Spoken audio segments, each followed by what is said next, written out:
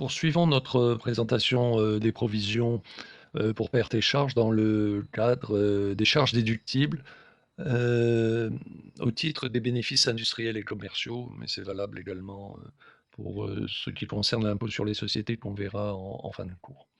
Voyons maintenant les modalités de calcul du montant des provisions fiscalement déductibles. Or, le calcul du montant, de ces provisions, repose à la fois sur des conditions de forme et des conditions de fond. On va voir, comme, je l'indique sur la diapositive, hein. D'abord les conditions de fond. Alors ce qu'il faut savoir, c'est que les pertes ou charges qui peuvent donner lieu, à provision déductible doivent être elles-mêmes déductibles par nature. Ça signifie qu'une entreprise ne peut pas déduire des provisions si ces provisions portent elles-mêmes sur des charges futures qui ne sont pas déductibles. Autrement dit, imaginons, je reprends cet exemple que j'avais donné déjà pour l'idée des charges déductibles et notamment la licéité des charges déductibles. Imaginons que je sois un trafiquant de stupéfiants et que j'ai besoin d'investir dans un navire, etc. Et que pour pouvoir investir dans ce navire, donc c'est une charge future que j'envisage d'avoir dans les années qui viennent. Et je vais provisionner des sommes, donc mettre de côté des sommes en vue de cet investissement. Naturellement, dans la mesure où l'investissement lui-même n'est pas licite, la provision qui sert à couvrir cet investissement ne va pas être licite et donc ne va pas être déductible par nature. Donc on retrouve pour les provisions pour pertes et charges les mêmes conditions, en changeant ce qui doit l'être bien sûr, les mêmes conditions, les mêmes trois conditions générales de déductibilité qu'on avait pour les charges, puisque aussi bien les provisions sont des charges. Les dépenses doivent être effectuées par l'entreprise et pour l'entreprise, elles doivent être licites et elles doivent être comptabilisées dans l'année fiscale. Ça, c'est une première condition de fond. Deuxième condition, alors excusez-moi sur la diapositive, je la regarde en même temps que je parle, je vois quelques oublis, quelques fautes de frappe, bien sûr. Donc veuillez m'excuser. Deuxième condition, il faut que les provisions portent sur des dépenses futures qui sont nettement précisées, donc en contenu et en montant. Également, j'ai oublié de le mettre, mais on va le réévoquer avec le point suivant, mais également dans le temps. Donc ça, c'est une condition importante, hein, de fond, de validité des provisions, en tout cas de déductibilité des provisions. Troisième condition de fond, pour être déductibles, les provisions doivent être probables ou du moins doivent porter sur des événements probables et non simplement éventuels.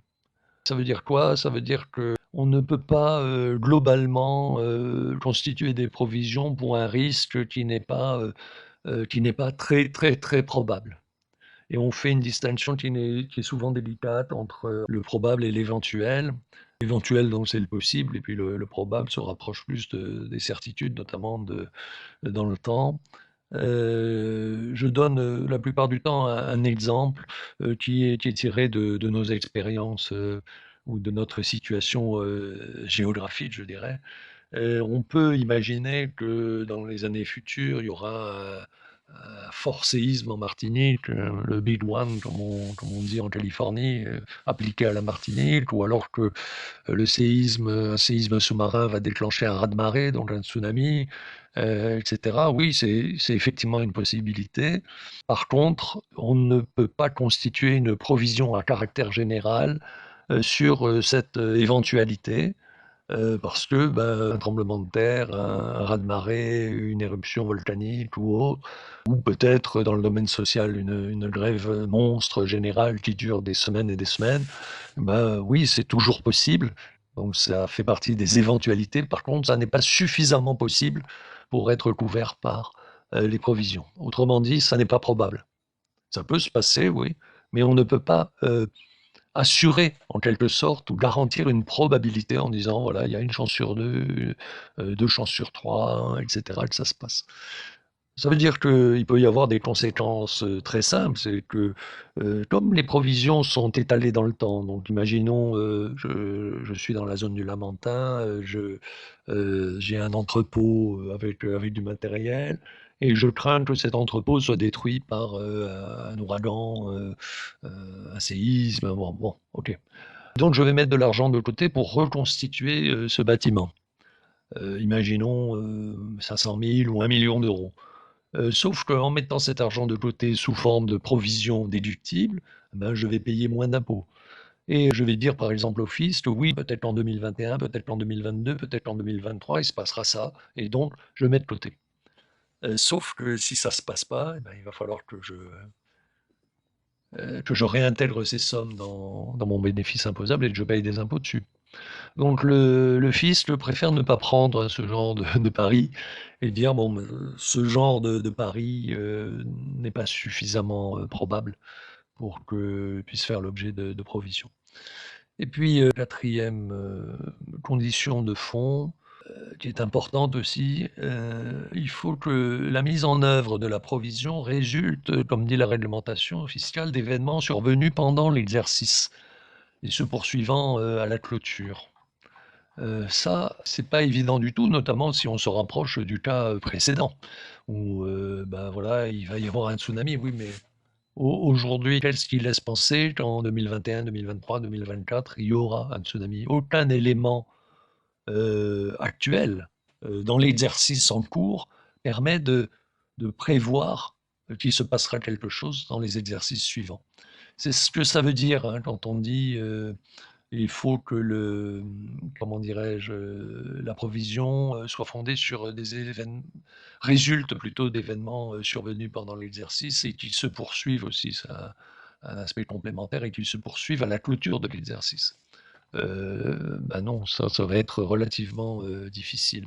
Autant si vous prenez l'exemple, par exemple, je reprends l'illustration donnée sur le gros matériel qu'on doit réparer avant le gros matériel qui est loué. J'ai loué du gros matériel en 2020 ou en 2019 et je dois le restituer en 2021 ou 2022. Pendant les 2 ans ou les 3 ans ou la durée de l'exploitation de ce matériel que j'ai loué, hein, qui ne m'appartient pas, ben, je l'ai un peu abîmé, il a subi de la vétusté, donc il s'est usé, comme on dirait pour les amortissements, par l'usure et le temps, hein, ont dégradé la valeur du matériel. Et au moment de le rendre, hein, je dois effectuer un certain nombre de travaux pour remettre en état. Donc je rendrai le matériel peut-être en 2021-2022, je ne sais pas ce que prévoit le contrat. Par contre, le contrat a été déjà conclu. Je sais qu'aujourd'hui, par exemple, que je devrais rendre, puisque j'ai le contrat de location, je devrais rendre le matériel en 2021 ou 2022. Donc vous voyez que quand on dit résulter d'événements survenus pendant l'exercice, ça peut être aussi bien un contrat.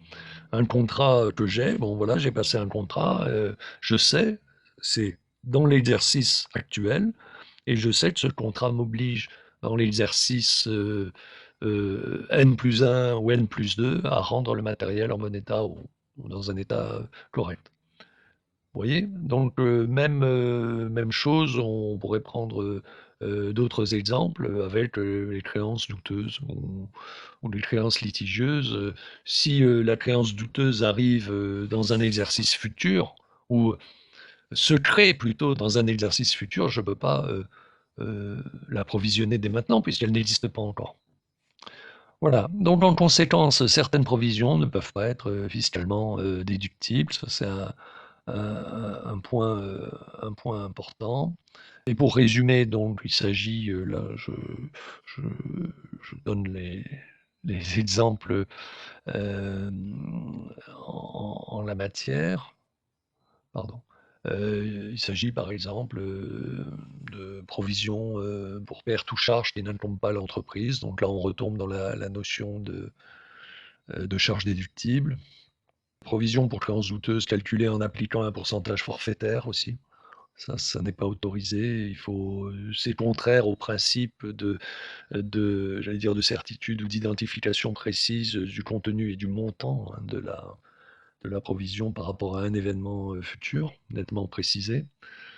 Provision pour risques purement éventuels, donc on a vu ça. Alors, on la réglementation fiscale appelle ça des provisions de propre assureur. Oui, on peut faire des provisions, mais quant à savoir si elles seront déductibles de l'assiette imposable pour payer moins d'impôts, non, ce serait un peu trop facile. Donc le, les services fiscaux sont assez vigilants, hein, sur ces questions-là. Provision pour perte au change, là, ça n'est pas admis. Du moins, ça n'est pas admis, dans la mesure où, je fais une activité, hem, quasi bancaire, de paris sur, les devises ou l'échange. Là, ça n'est pas admis. En revanche, si, dans le cadre d'un contrat, je suis un industriel, je vends une usine clé en main à un pays étranger, qui doit me payer dans une certaine devise, convertible, avec l'euro, mais je ne sais pas au moment où je serai payé, si, la devise aura perdu, sa valeur ou si elle en aura gagné, eh bien effectivement là je peux, provisionner la perte au change.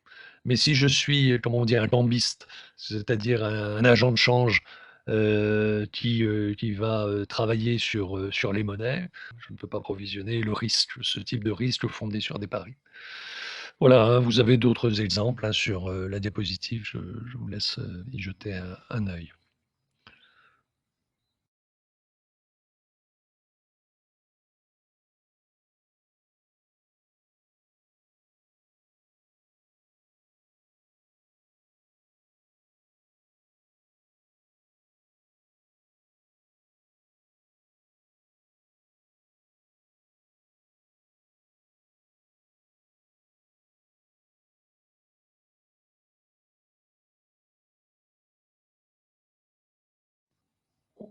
On termine sur les conditions de forme et on verra après, la portée fiscale, hein, des provisions. Alors sur les conditions de forme, c'est relativement simple.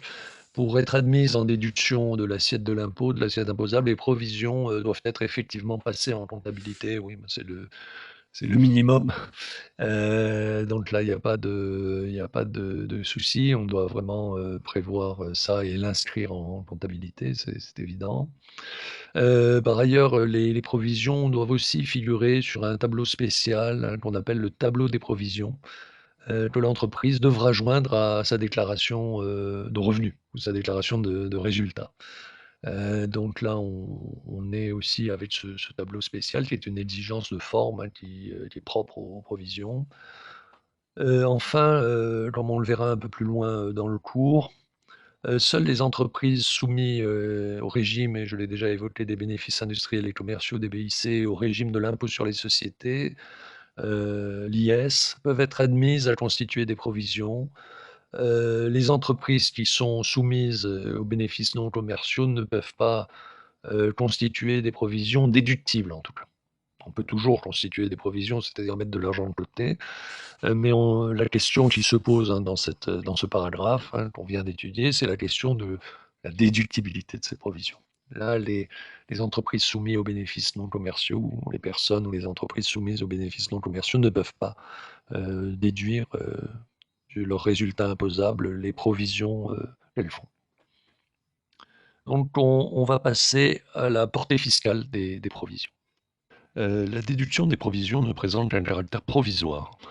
C'est un point très important et ça veut dire que le sort définitif des déductions fiscales opérées par l'entreprise, va dépendre entièrement de la réalisation de la perte ou de la charge que les provisions étaient destinées à couvrir. Alors sur ce point, le précis de fiscalité rappelle que 3 hypothèses, 3 cas sont à envisager lorsque les provisions étaient, régulièrement constituées naturellement. C'est-à-dire lorsqu'elles respectent, les conditions de fond et de forme rappelées ci-dessus. Le cas numéro un, c'est, le cas normal, je dirais. La perte ou la charge, se réalise. Alors la provision, est utilisée pour compenser, normalement, la perte ou la charge qui était prévue, et dans ce cas-là, pas de problème, la déduction devient définitive. Imaginons, une entreprise qui avait mis de l'argent de côté, pour procéder à la remise en état de locaux, qu'elle louait avant de les restituer, aux bailleurs ou aux loueurs en fin de location. Elle a effectivement, effectué les dépenses, remis en état les locaux pour les sommes provisionnées. Donc ces sommes ont été déduites par anticipation et il n'y a pas de souci, tout est OK. Le cas numéro 2 heu, est un tout petit peu différent. La perte ou la charge ne se réalise pas du tout, ou pas totalement, contrairement à ce qu'envisageait l'entreprise lorsqu'elle a, provisionné les sommes. Je reprends, l'exemple ci-dessus. L'entreprise, qui avait provisionné par exemple 20 000 pour travaux d'entretien et de réparation n'a en réalité, dépensé que 10 000. La provision ou même ici, dans l'exemple, l'excédent de provision par rapport à la réalisation devient alors, sans objet et doit être, rapporté au résultat, de l'exercice, au cours duquel elle est devenue sans objet. Autrement dit, la provision ou la partie de provision, est réintégrée, comme on dit, dans les bénéfices de l'exercice au cours duquel elle a été, déduite, heu et les impôts dus par l'entreprise sont recalculés pour tenir compte de cette réintégration fiscale, donc augmentation d'assiette, donc augmentation d'impôts. Voilà pour, le cas numéro 2. Et puis, le précis de fiscalité, mentionne un 3e cas, qui ressemble au cas numéro 2. La provision, reçoit, une affectation non conforme à sa destination. Si je reprends l'exemple ci-dessus, ça peut donner, la chose suivante: l'entreprise avait provisionné 20 000 pour réaliser, des travaux et des réparations de remise en état, de locaux loués, avant de les restituer en fin de bail, en fin de location donc. Mais, le bail ou le contrat de location a été prolongé de plusieurs années et en réalité, l'entreprise n'a pas été obligée de rendre les locaux, heu, aux loueurs. Les travaux n'ont donc pas été, réalisés, les 20 000 ont été virés sur un compte de réserve ou même distribués aux associés. Dans ce cas-là, vous comprenez que le fisc va considérer que la provision a été détournée de son objet et comme dans le cas précédent, le cas numéro 2, la somme devra être réintégrée dans les bénéfices. Voilà, nous avons terminé avec, les provisions. En terminant avec les provisions, on a terminé avec, les charges déductibles, dans le cadre des bénéfices industriels et commerciaux. En terminant, ici, les charges déductibles dans le cadre des bénéfices industriels et commerciaux, on a terminé aussi, la partie relative aux bénéfices industriels et commerciaux, ou le grand paragraphe, relatif au BIC. Donc on a terminé, je dirais l'essentiel de notre programme, ou de ce qu'on avait prévu en tout cas. On va aborder maintenant, 2 grands aspects de la fiscalité, des revenus des entreprises. D'abord, on va terminer avec, la fiscalité des revenus des personnes physiques appliquée aux entreprises, en regardant, ce qui se passe pour, un type particulier de bénéfices, qui sont les bénéfices non commerciaux. Je dirais le petit frère ou la petite sœur, si on veut, des bénéfices, industriels et commerciaux. Donc on va aller, de manière assez rapide puisqu'on a vu l'essentiel des questions de produits et de charges, donc l'essentiel des questions de détermination du bénéfice imposable en étudiant, les bénéfices industriels et commerciaux. Donc là, pour les bénéfices non commerciaux, on va aller plus rapidement. Et on examinera la fiscalité des revenus, des personnes morales appliquées aux entreprises. Donc on regardera l'impôt sur les sociétés. Alors l'impôt sur les sociétés, lui aussi, va nous permettre de reprendre, la plupart, des choses qu'on a vues en bénéfices industriels et commerciaux pour la détermination, du résultat fiscal, des sociétés. On verra qu'il y a quelques particularités, mais pour l'essentiel, donc retenez que, le gros du cours, on vient de le terminer avec, l'examen de cette, dernière, ce dernier aspect, des charges déductibles pour les bénéfices industriels et commerciaux.